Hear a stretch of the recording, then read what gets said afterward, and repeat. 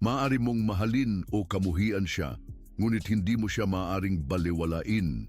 Kilala ang Pangulo na ito sa kanyang mga estratehikong desisyon at kasalukuyang sa kanyang walang habas na digmaan laban sa Ukraine.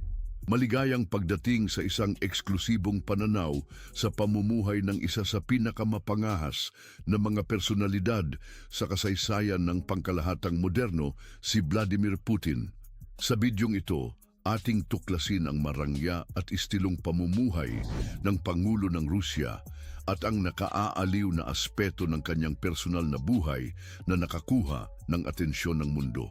Maghanda ka na makatuklas ng ilang nakakagulat na detalye sa pagdaan habang tatalakayin natin ang isang araw sa buhay ni Vladimir Putin. Araw-araw na gawain ni Vladimir Putin.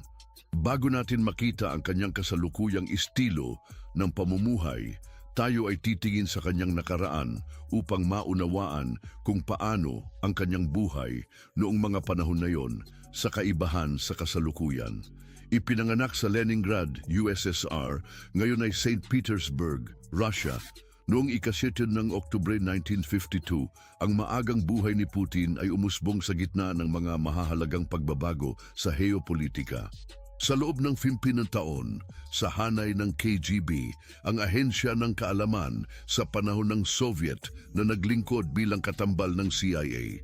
Ang KGB na naging simbolo sa panahon ng Cold War ay naging kilala at madalas na paksa ng mga nobelang pampolitika at pelikulang pangsaspiyang Amerikano na nakakuha ng damdamin at tensyon ng panahon. Noong 1994, naging bise-alkalde si Putin sa kanyang bayan at nagpatuloy ang kanyang takbo noong pamahalaan niya ang FSB, tagapagmana sa loob ng bansa ng KGB noong 1998. Isang taon pagkatapos, naging punong ministro siya at sumunod sa pagiging pangulo, posisyon na kanyang inoccupy ng malaking bahagi ng panahon mula noon. Ang likas na introspective na kalikasan ni Vladimir Putin ay binuo noong kanyang kabataan, nang siya ay pinalaki ng isang pamilyang ampon pagkatapos na mapadala roon ng kanyang mga tunay na magulang. Ang karanasang ito na binigyang diin ng siyentipikong politikal na si Stanislav Belkovsky ay lubos na traumatiko para kay Putin na maaaring humantong sa kanya sa pagbuo ng isang pananampalataya sa mga tao at paghahanap ng kaginhawahan sa pagiging kasama ng mga hayop. Kaya ang pinakamalapit na kasama ng Pangulo ng Russia ay ang kanyang dalawang aso, si Connie at Buffy, na naging kanyang tanging tunay na mga kaibigan sa kanyang intimate circle. Sa mga taon, siya ay naging uhaw sa kapangyarihan bilang paraan upang marating ang papuri na hinahanap niya ng lubusan sa kanyang sarili. Siya ay higit pang naturuan kaysa minahal ng marami, kasama na ang mga pinakamalapit, ngunit nakamit niya ang matibay na katayuan na lagi niyang hangad. Ang nalalabing bahagi ng kasaysayan ay kilala para sa kanyang dominanteng personalidad, diktatorial, walang habas at malamig. Sa kanyang mahabang panahon sa politika, nasaksihan ni Putin ang termino ng 5 presidente ng Estados Unidos kung saan 4 sa kanila ay nakumpleto ang kanilang termino at lumisan sa pwesto. Sa mga nakaraang 2 dekada, inuugnay na si Putin ang kanyang kontrol sa pamamahala ng Russia sa pamamagitan ng pagsasaayos ng mga hukuman, media at iba pang institusyon upang palakasin ang kanyang autoridad. Ang pagkakapit sa kapangyarihang ito ay nakatuon sa kanyang interes at desisyon, kabilang ang pag-aamyenda ng konstitusyon ng Russia upang palawakin ang kanyang pamumuno hanggang sa taong 2036 at marahil pa na nag-aambag ng malaki sa politikal na iskedyul ng bansa. Sa kasalukuyan, bilang Pangulo ng Russia, iniuugnay kay Vladimir Putin ang tinatayang net worth na humigit kumulang sa $210 billion na nagiging isa sa pinakamayaman sa mundo. Alamin natin kung paano isang tipikal na araw sa kanyang buhay. Bagaman maaasahan na si Putin, gaya ng iba pang mga lider sa mundo at mga matagumpay na tao, ay maaga bumangon. Sa katunayan, ay siya ay nagigising ng medyo huli at nagsasaya ng almusal na mas kamukha ng brunch, mga bandang tanghali. Ang kanyang almusal ay binubuo ng omelette o malaking piraso ng lugaw na may kasamang beet at horseradish cocktails na nagpapakita ng kanyang pagpapahalaga sa kakaibang lasa. Karaniwan, sinasama ni Putin ang kanyang pagkain ng cottage cheese at mga sariwang prutas. Bukod dito, may mga ulat na nagsasabing kung minsan siya ay kumakain ng raw na itlog ng pugo bilang bahagi ng almusal. Ang mga sangkap para sa kanyang masarap na pagkain ay hindi mula sa anumang ibang palengke, kundi lalo itong binebenta mula sa lupain ng Patriarch Kirill, leader ng relihiyon ng Russia. Ang kanyang paboritong inumin ay kape na iniinom niya kaagad pagkatapos ng almusal at pagkatapos ay oras na ng trabaho. Iniisip niya ang mga desisyon na kailangang gawin at iba pang mga usapin sa politika ng Rusya. Maaaring iniisip mo siya na nasa isang conference room habang nakatungo si Putin ng seryoso, ngunit hindi ganun si Putin. Ginagawa niya ang lahat ng mga ito habang lumalangoy at hindi lang ilang laps kundi 2 buong oras na umaapak sa tubig. Alam niya kung paano patayin ang 2 ibon sa isang tiro. Ginagawa ang kanyang araw-araw na ehersisyo at nagdedesisyon ng kritikal sa parehong pagkakataon. Pagdating sa ehersisyo, lubos na maingat siyang pangalagaan ang kanyang antas ng fitness. Pagkatapos lumangoy, paminsan-minsan ay gusto niyang magpawis sa gym. At sa wakas, pagkatapos ng lahat ng ehersisyo, oras na para talagang maglaan ng oras sa trabaho. Sa pangkalahatan, nagsisimula ang araw ng trabaho ng Pangulo ng Rusya na si Vladimir Putin sa simula ng hapon. Una, umuupo siya sa kanyang mesa upang suriin ang mga briefing materials na binubuo ng mga ulat tungkol sa internal intelligence, foreign affairs at media coverage mula sa Russia at international community. Upang maiwasan ang posibleng online security breaches, lahat ng opisyal na komunikasyon ay isinasagawa sa papel, inaayos sa mga red folders. Ang tanging exemption sa ganitong patakaran ay ang paggamit ng mga fixed line na telepono mula sa era ng Soviet para sa mga tawag, na nagbibigay ng mas secure na paraan ng komunikasyon para sa mga sensitibong usapin. Pagdating sa mga paboritong pagkain, sinusunod ni Vladimir Putin ang isang exceptionally healthy na dietang, hindi lang sa almusal, kundi buong araw. Binubuo ito pangunahin ng mga kamatis, pipino at lettuce. Bagaman may espesyal na paborito siya sa karneng kordero sa iba't ibang karne, ang paboritong pagkain niya ay isda. Ang mga matamis naman ay striktong ikinakaila at inilalayo sa kanyang menu. Gayunpaman, paminsan-minsan, pinapayagan niya ang sarili na mag-enjoy ng ice cream. Ang paboritong lasa ay pistachio. Siya rin ay nangangatuwiran sa sotanghon at manok na sopas. Sa aklat na Ang Pamilya ni Putin ng 2022, isinulat ni Alexander Putin, ipinahayag na may kahiligang siya sa iba't ibang uri ng pie para sa hapunan.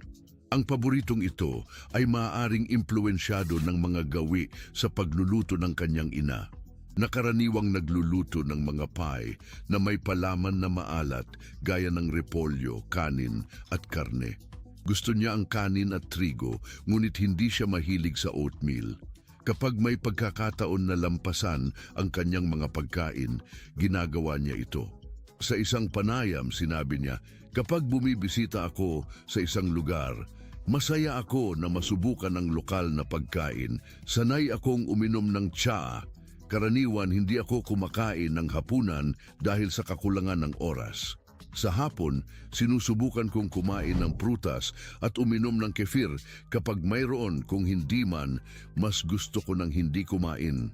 Bagaman kung minsan ay naglalaktaw si Putin ng mga pagkain dahil sa kanyang abalaing schedule, mas gusto niyang samahan ang kanyang mga pagkain ng alak at beer.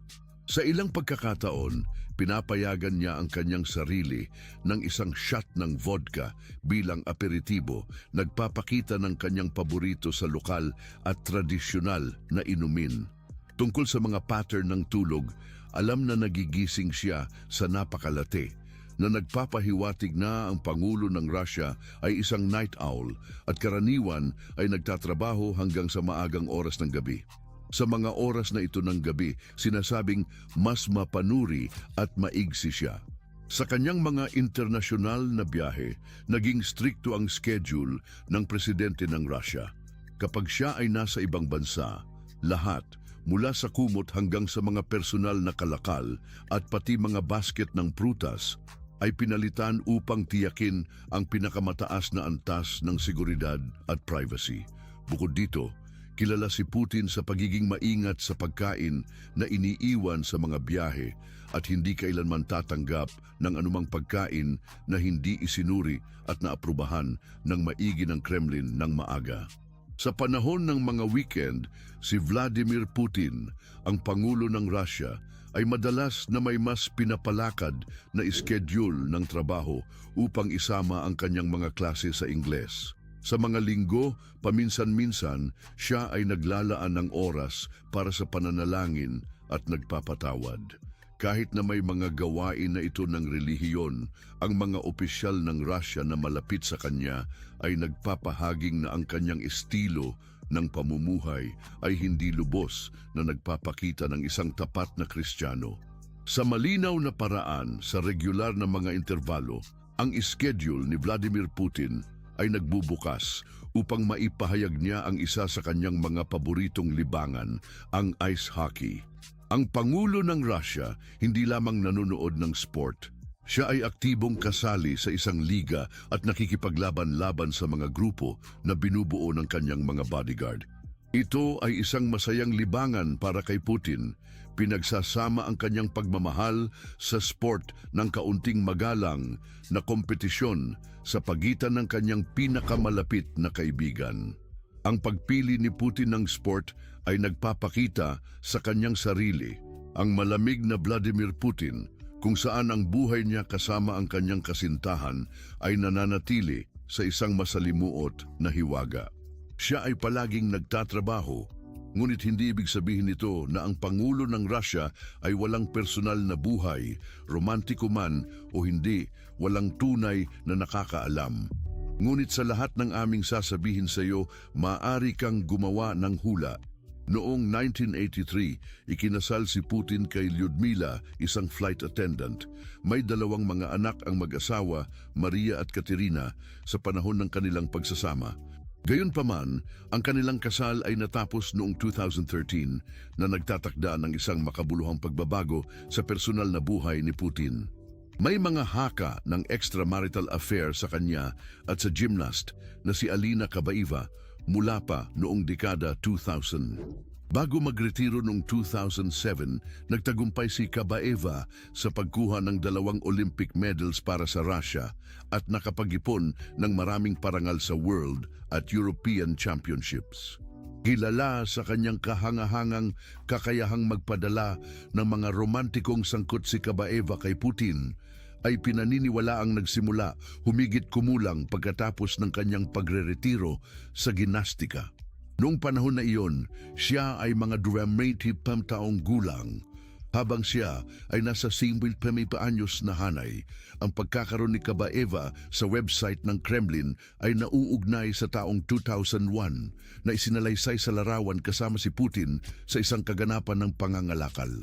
Ang pagtatampok na ito ay naganap noong si Kabaeva ay humigit kumulang 18 taong gulang na tumatak sa isang makabuluhang punto sa kanilang pinaniniwalang relasyon.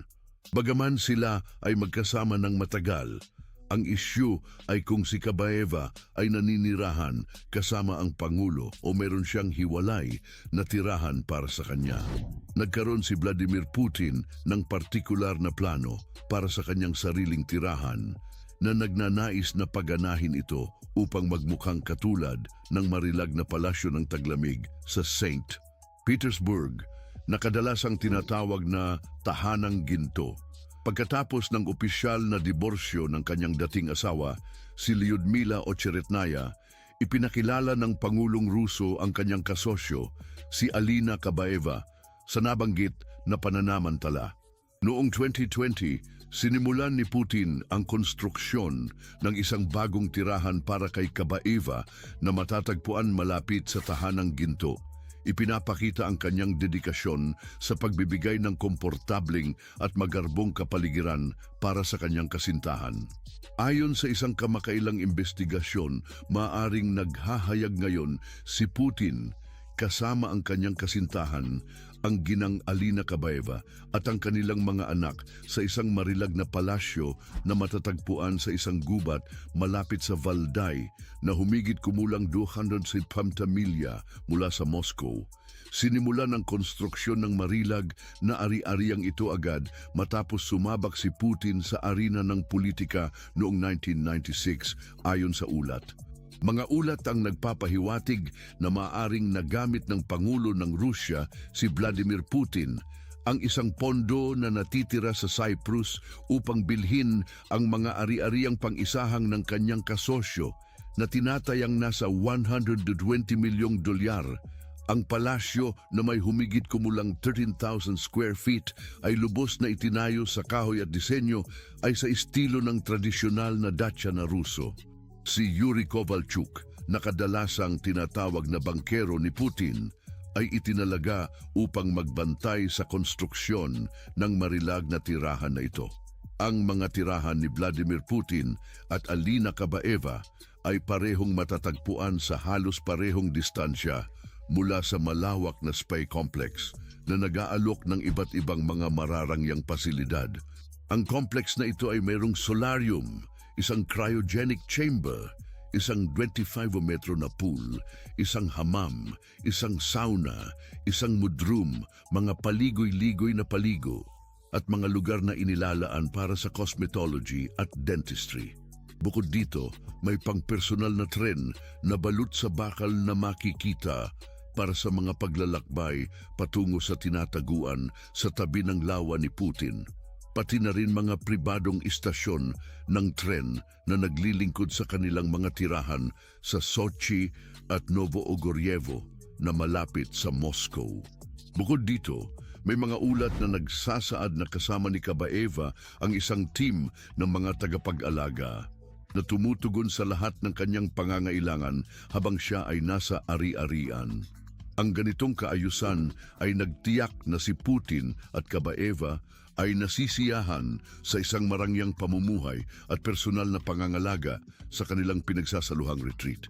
May mga spekulasyon tungkol sa posibleng pagkakaroon ni Putin at Kabaeva ng ilang mga anak. Ngunit ang mga batang ito ay sadyang itinatago mula sa pampublikong pansin.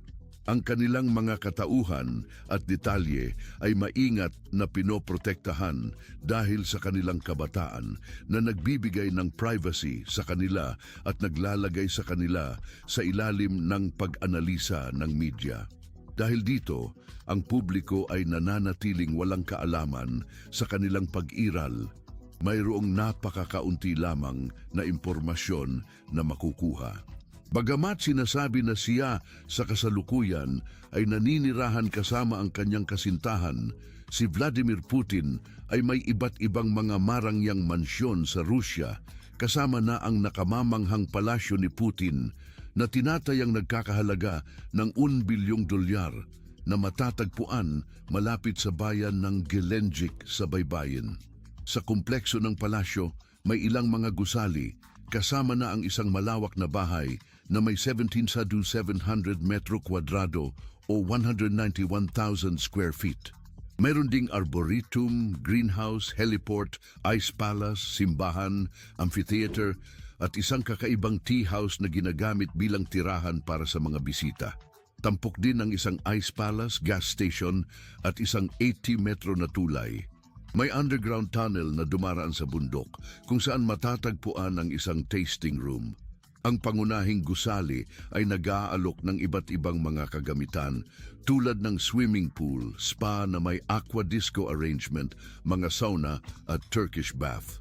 Ang iba pang pasilidad ay kinabibilangan ng tindahan ng karne, isda, gulay at mga postre, pati na rin ng isang cold storage, reading room, music room, shisha bar, teatro at sinehan. Bukod pa rito, may wine cellar, casino at isang dosena ng mga silid para sa mga bisita. Napakalawak ng pangunahing kwarto na sumasakop ng 260 metro kwadrado o 2,800 square feet na nagpapakita ng luho at kagustuhan ni Putin para sa labis na kasaganaan. Ang tahanan ay idinisenyo ng kilalang arkitektong Italyano na si Lanfranco Cirillo, kilala sa kanyang mga trabaho para sa elitistang mga Ruso. Ang kadakilaan ng kahangahangang kumbento ay nangunguna na sumasaklaw sa higit sa 39 beses ang sakop ng Monaco na isa ring nakabibighaning dagdag sa kanilang portfolio sa ari-arian. Ang pangunahing silid na napakarangya at malaki ay may mga bubungan na yari sa ginto. Nangingibabaw ang kahangahangang canopy bed, isininla ng mga mararangyang seda ang unan at ang kahangahangang puhunan ng parke. Ang mga mahahayuping berdeng damuhan ay nagpapalibot sa mansyon kasama ng intrikadong hinuhuling pista ng hockey sa yelo, mararangyang banyo na may mga brush ng toiletong Italiano na nagkakahalaga ng $1,850 at toilet paper holder na nagkakahalaga ng $1,250 na nagsasalamin sa nakakasindak na iskinitang inilarawan ng tirahan ni Putin. Tinatayang ang pagtatayo ng isang silid-aklatang na-inspire sa Georgievsky Hall ng Kremlin na ipinapangako na isa sa pinakamarilag niyang magiging isa sa pinakamarilag na may magagandang puting marmol na sahig, puting minimalistang mga dingding na may ginto na mga detalye, nagtataglay ng kapaligiran ng purong kahangahangan at elegansya. Ang marangya at labis na pag-aari ng disenyo ay umaabot pati sa lugar ng hapagkainan, kung saan ang mga dingding ay hinihimay ng mahirap na mga detalye sa ginto. Ang mga kasangkapan at aksesoryo sa silid na ito ay binubuo ng elegante disenyo ni Luis Cadotrende na anilay paboritong disenyo ni Putin upang bigyang diin ang kasaganaan. Nakatutok sa mga sabi-sabi ang isang solong upuan sa kanyang set ng hapagkainan na tinatayang nagkakahalaga ng halos $10,300. Isa sa mga kakit-akit na katangian ng coastal mansion na ito ay ang silid ng pool na nagtutunto ng kasaganaan sa kanyang pader-pader at kahanga-hangang marmol na sahig. Totoong itinatag ang kabuuang kadakilaan at atensyon sa mga detalye sa disenyo upang gawing karapat-dapat ang pagmamasid sa ari-arian na ito. Ang pagpapanatili ng kahangahan ng mansyon ay lubos ding nakapagpapakilala.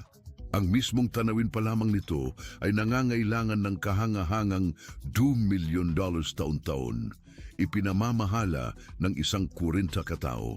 Ito'y naglilingkod bilang malinaw na paglalarawan sa labis na likas na yaman na inilaan upang panatilihing marangya ang kapaligiran, habang isang malaking bahagi ng populasyon ay nakikipaglaban sa mga kagipitan. Mukhang ang bansa ng Pangulong Ruso ay naghihirap. Napagtatanong-tanong ko bakit. Sa kabila ng lahat ng kanyang ganap, marahil ay mag-iisip ang sinuman, ano pa kaya ang naisin ng Pangulo? Mayroon na ang palasyo na lahat ng matanginoo gusto at higit pa, ngunit walang katapusan ang kasakiman sa luho ni Vladimir Putin, kaya't siya ay may ilang iba pang kahangahangang ari-arian. Kapag siya ay nakapahinga, marahil ay nais na gamitin ang kanyang panahon sa kanyang kahangahangang bahay-bakasyunan. Ang paboritong bahay-bakasyunan ni Vladimir Putin, kilala bilang Dacha Putin, ay isang marilag at eksklusibong mansyon na itinayo para sa personal niyang gamit. Matatagpuan sa Praskovevka, ang itong mamahaling tirahan na may hagi sa dagat ayon sa mga ulat ay may kasamang kamanghamanghang presyo na $1 bilyon. Ang mahusay na itinayong gusali ng bato ay nagpapahinga sa malawak na 40 hektaryang lugar sa Sochi. Bagaman walang mga larawan sa loob na magagamit sa pampubliko, Ang mga ulat ng media ay nagbibigay diin sa kahangahangang tanawin ng dagat at pribadong pag-access sa dagat ng property na nagdaragdag sa kanyang alindog. Ang kasaganaan ng Dacia Putin ay lumalalim sa isang pribadong swimming pool na balot ng ginto, mga kwartong ekskwisitong itinayo at hindi isa kundi 3 helipads. Ang kwarto ni Putin ay walang duda, panghari na nagpapakita ng kanyang pabor sa isang estilo ng buhay ng isang hari. Sa mga maharlikang kagandahan at mga magarang pasilidad, hindi nakapagtataka na ang kaisipang baybayin ng mansyon na ito ay may espesyal na lugar sa puso ng Pangulo ng Russia. At syempre mayroon pa tayong mistulang palasyo ng Kremlin matatagpuan sa kanlurang bahagi ng Moscow na nagsisilbing opisyal na tirahan ni Vladimir Putin mula noong 2000. Lahat ng mga opisyal na kaganapan ay idinaraos doon. Ang labas ng marilag na gusali na ito ay pinahiran ng mga kinang na palamuti, nagbibigay sa kanya ng kaakit-akit na anyo. Ang kanyang kahalagahan at kasaysayan ay nagbibigay sa kanya ng tunay na simbolikong kasaysayan at kultura ng Russia. Ang kagubatan ng presidente ay napapaligiran ng makapal na 1.5 milya ng dingding na umaabot sa kapal na hanggang 21 talampiko. Itoong mataas na ligtas na kompleks ay sakop ng 68 hektarya at nagtatampok ng mga 20 tore at 15 gusali sa kanyang perimeter. Bilang opisyal na tirahan ng Pangulo ng Rusya, ito ay may malaking kahalagahan. Yamang mahahalagang desisyon tungkol sa bansa ay ginawa sa loob ng kanyang mga pader. Bukod dito, ang prestigyosong lokasyong ito ay ginagamit upang magdaraos ng mga opisyal na seremonya ng pamahalaan. Ang kamanghamanghang Kremlin Grand Palace, orihinal na idinisenyo ng pangunahing arkitekto na si Konstantin Thon, ay ipinagawa sa panahon ng pamumuno ng Emperador Nicholas I at naglilingkod bilang isang simbolo ng kasaysayan at arkitekturang pambansa ng Rusya. Ang grandiosidad nito at mahalagang estratehiko ay nagbibigay diin sa papel nito bilang sentro ng kapangyarihan at pagdedesisyon sa bansa. Bagaman sinasabing may 800 metro kwadrado siyang apartmento, isang trailer at 3 sasakyan, naglipa na ang mga spekulasyon tungkol sa malawak na koleksyon ng buong katawang sariling ari-arian na itinuturing sa kanya. Kabilang sa nabanggit na ari-arian ang karangyaang Putin Palace 190,000 square feet, pati na rin ang iba pang 19 na tahanan na kanyang sinasabing pag-aari. Nagpapahiwatig ang mga ulat na mayroon siyang mga 700 kotse, 58 eroplano at helicopters, kabilang ang isang $716 million na eroplano na kinikilala bilang lumilipad na Kremlin. Ang sinasabing kasaganaang ito ay kinabibilangan din ng mga mega yate at isang koleksyon ng sopistikadong mga relo. Tungkol dito ay babanggitin ko sa madaling panahon. Ang mga aligasyon ng malawak na kayamanan at mararangyang ari-arian ay lubos na naiiba sa mga binabanggit na kagandahang inaari niya. Kapag naglalakbay ang Ruso sa araw, ginagawa niya ito ng may mataas na tiyak na estilo. Ang kasalukuyang opisyal na sasakyan niya bilang Pangulo ay isang limousine na Aurus Senate na pumalit sa dating Mercedes-Benz S600 Pullman ng kanyang convoy. Ang Aurus Senate ay inilabas upang tugunan ang matitinding pamantayan ng Federal Security Service. May pangdedepensang at pang-atake na mga hakbang na nagpapagaan ng seguridad. Binuo sa Rusya bilang bahagi ng proyektong Cortege ng NAMI, ipinakita publiko ang Aurus Senate sa ika-4 na koronasyon ni Vladimir Putin noong 2018 at may kahanga-hangang halagang 1.2 milyon. Ang marangyang at ligtas na sasakyang ito ay kumakatawan hindi lamang sa teknolohiyang pang-inobasyon, kundi pati na sa simbolo ng pamumunong prestihiyo sa Rusya. Ito ay isa lamang sa mga sasakyan ng kanyang tinatayang koleksyon na may 700 sasakyan. Bukod sa ilang mga sasakyang Mercedes, kasama sa koleksyon ang Lada Vesta Sedan at Lada Niva 4X4, kasama ang iba pa. At hindi lang mga sasakyan para sa paglalakbay sa buong bansa si Putin. Para sa kanyang mga biyahe sa Russia, ginagamit ng Pangulo ng Russia ang isang marangyang tren na tinatawag na Ghost Train. Binubuo ng 22 wagon. Nag-aalok ang tren ng mahahalagang amenity gaya ng isang kumpletong nakakagulat na gym, isang spa na may kumpletong anti-aging devices at isang mataas na luksong steam bath. Bukod sa mararahas na mga kwarto para sa pagtulog at mga sariwang dinukdok na mga silid ng pagkain, mayroon ding sinehan para sa libangan ng tren. Bagaman may mga mararangyang alok, tinutulungan ng tren ang kanyang mabigat na pag-iingat, may bala at bao-proof doors at windows at nilagyan ng mga pangunahing kagamitan sa medikal. Lumilikha ng isang nakababahalang kaibahan mula sa hirap na dulot ng digmaan. Ang pagbuo ng marangyang tren na ito ay may kahangahangang halaga na $74 million, isang financially hefty na pasanin ng mga Ruso. Bukod pa rito, ang taunang gastusin para sa pag-iingat at pagpapanatili ng tren ay lumalabas sa dagdag na 15.8 milyon. Sa paglipat sa langit, ang pribadong jet ni Putin ay ang Il-96-300PU. Ang imposanting dimensyon ng eroplanong ito ay nakatutok ng kahanga-hanga na may haba na halos 65 metro at lapad na mas malaki pa sa 65 metro. Ang mga pagkakaiba sa pagitan ng Il-96-300PU ni Putin at ang standard na pasahero na modelo ay margins. Bagaman ang labas ng eroplano ay pangunahing katulad ng basic version, ang pribadong jet ni Putin ay may cabin na nagpapakita ng mga maugong na damasko at mga opulenteng gold accents. Ang neoclassical na estilo ay nagpapakilos sa parehong kagamitan at dekorasyon ng interior. Nag-aalok ang lugar ng iba't ibang mga kagamitan, kasama ang isang pribadong opisina, ilang silid ng pulong at conference, isang payapang silid ng pahingahan, isang hiniwalay na silid ng hinihintay para sa mga bisita, isang compact gym, isang malawak na lugar para sa mga pagkain at isang well-stocked na bar. Ang mga pasilidad ay mayroon ding maraming shower para sa kaginhawahan, pati na rin ang isang kumpletong medical unit na may kagamitan para sa paggamot ng iba't ibang uri ng mga emergency.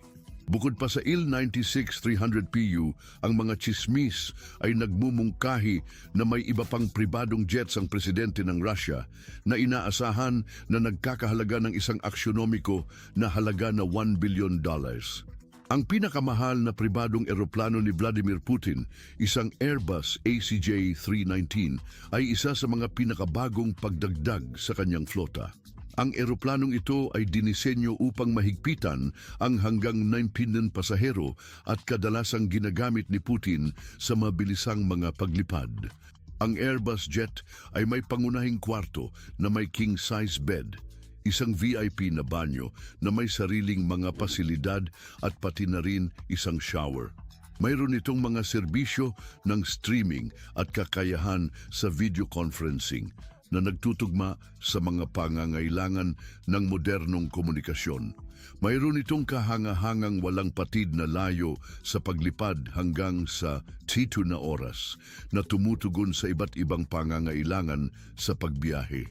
May-ari si Putin ng 8 sa 64 Tupolev Tu-154 na binuo hanggang sa ngayon na may bawat eroplano na kayang mag-accommodate ng 116 pasahero at nagkakahalaga ng 45 milyon. Sa kanyang mga biyahe sa dagat, mas gusto ni Vladimir Putin na magbiyahe sa kanyang super luxury yacht na nagkakahalaga ng 700 milyon na mayroong mga napakahirap na amenities tulad ng sariling dance floor at pati na rin golden toilet paper holders. Kamakailan lamang, sinabi ng mga anti-Kremlin activist na may koneksyon ang presidente sa luho na barko, pinangalanan na Scheherazade sa pagtukoy sa legendaryong Persian queen ng literature. Namamahay ito na may habang 495 paa sa Marina di Carrara sa Italia. Unang inireport na nagkakahalaga ito ng 616 milyon. Ang mga impormasyon ay nagmumungkahi na ang tunay na halaga ng yacht ay maaaring aabot sa 990 milyon. Ang Scheherazade ay mayroong isang 16 paa na aquarium, maraming mga TV, kasama na ang isang 50 na parang screen na sumasakop sa isang buong pader, isang self-leveling billiard table at iba't ibang mga luxury facilities tulad ng mga pools, spa, sauna, teatro, ballrooms, gym at 2 helipads. Ang mga banyo ay pinapalambagaman nagdedeklara ng taunang kita na $140,000 mula sa kanyang pwesto sa pamahalaan ng Russia, na natiling misteryoso ang tunay na sitwasyong pinansyal ng Pangulo ng Russia. Ang kahangahangang kaibahan sa pagitan ng kanyang deklaradong kita at ng kanyang malalawak na ari-arian ay nagtataas ng mga tanong ukol sa tunay niyang kayamanan. Hindi lamang ang kanyang mga pribadong jets, mga yate at mga milyon-milyong mansyon ang nagbubunga ng pagdududa na itinatago niya ang kanyang kayamanan.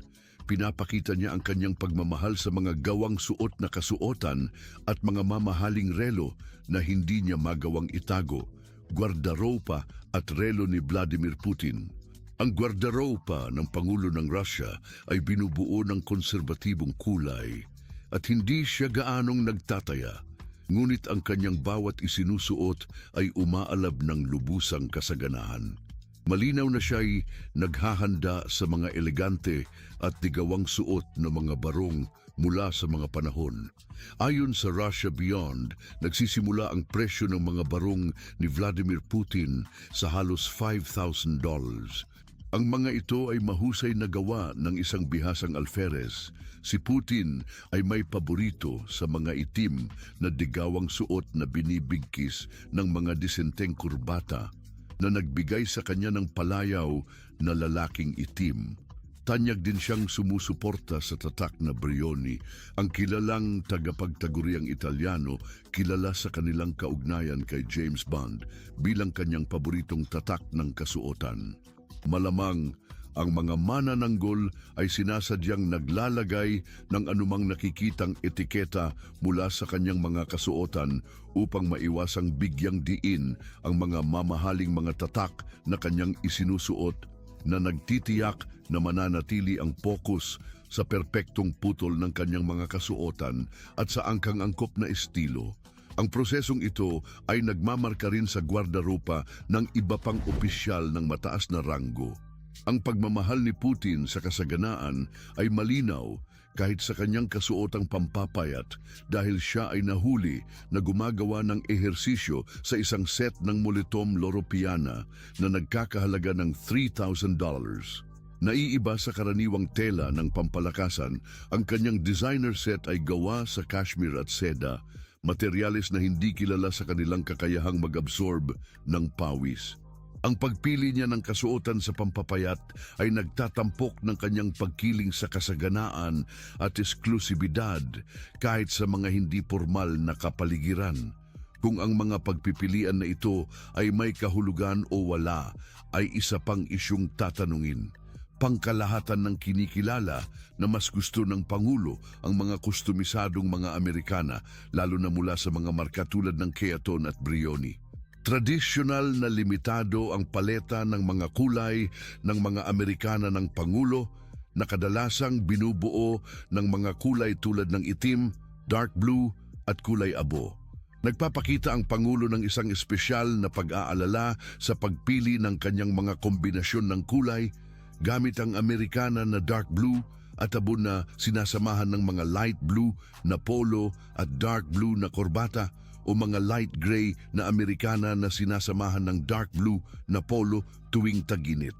Karaniwang binibigyan ng kombinasyon ng itim na Amerikana ang mga puting polo at itim o pula na korbata. Dahil sa kanyang edad at posisyon, mas pabor ang Pangulo sa mga korbata mula sa Valentino. Mas pipiliin ang mga disenyong mas diskreto tulad ng mga dots, points o checked pattern. Ang mga sapatos ni Putin ay mula sa mga marka tulad ng Salvatore Ferragamo o John Lobb, nagpapakita ng kanyang pagkamalikhain sa mga detalye sa moda at ang kanyang pabor sa mga panahong pagsubok at sosyal na mga piraso. Sa pag-adapt ng isang mas casual na anyo, mas gusto ng Pangulo ang mga V-neck sweaters na pumalit sa traditional na set ng turtleneck sweater at jacket. Ang pagbabago sa mas casual na estilo na ito ay nagpapakita ng kanyang pagpili sa isang kalmadong ngunit elegante na anyo. Sa anumang formal na okasyon, mga pulong o oras ng kaligayahan kasama ang kanyang mga aso, si Putin ay laging umaasam na magbigay ng impresyon ng pagiging elegante. Ang standar na estilo na ito ay rin nag-e-extend sa kanyang mga relo. Madalas na nakikita si Putin na gumagamit ng iba't ibang mga mataas kalidad na relo sa iba't ibang pagkakataon, nagpapakita ng isang nakabibighani na koleksyon na kasama ang mga modelo tulad ng isang Patek Philippe Perpetual Calendar na nagkakahalaga ng $60,000. Isang Patek Philippe Calatrava na nagkakahalaga ng $18,000, isang Breguet Marine na nagkakahalaga ng $15,000, isang Blancpain Lehmann Flyback na nagkakahalaga ng mga $10,000, at isang Blancpain Lehmann Aqua Long Grande Date na nagkakahalaga ng mga $10,500. Gayunpaman, ang pinakamahalagang relo sa kanyang koleksyon ay ang Turbograph na isinagawa ng kilalang tagagawa ng orasan na si A. Lange at Sone na may halagang tinatantya na $500,000. Ginawa sa platino at pinapalamutian ng ginto ang mga detalye, may kristal na salamin ng safir at isang pulseras na gawa sa kamay na balat ng buwaya. Ang Turbograph ay sumisimbolo ng kasaganaan. Ang pag-aari ng mga napakaluwang mga relos ni Putin na iniangkat sa 6 na beses ang kaniyang opisyal na sahod ay lalo pang nagpapalabas ng kaniyang pagtatangi sa kasaganaan at kahalintuladang di maipagkakaila. Palaging napapansin ng mga tagamasid at tagahanga ng mga mamahaling relos ang presensiya ng mga eksaheradong piraso sa mga kaganapan at pulong kung saan lumalahok ang Pangulo ng Rusya. Ang mga mamahaling relos, mga mahal na gawang damit, mga super yachts na nagkakahalaga ng milyon-milyon, mga mamahaling sasakyan at mga pansariling hatching eroplano ay patunay ng kanyang pagkukunwari sa kasaganahan na nagbibigay diin sa isang malinaw na pagkakaiba sa kanyang isinapublikong sahod. Maaring maging misteryoso ang buhay ng Pangulo ng Rusya, ngunit napakaakit ng kanyang pagpapahalaga sa kasaganaan anuman ang kaunting nalalaman ng publiko hinggil sa tunay niyang kayamanan. Maaring subukang magtago, ngunit hindi makalulusot sa pagpapahalagang natatamo ng iba. Gayunpaman, maghintay sandali. Hindi na kinakailangang pumunta kahit saan, mag-click lamang sa isa sa mga card sa iyong screen upang ma-access ang higit pang katulad na nilalaman.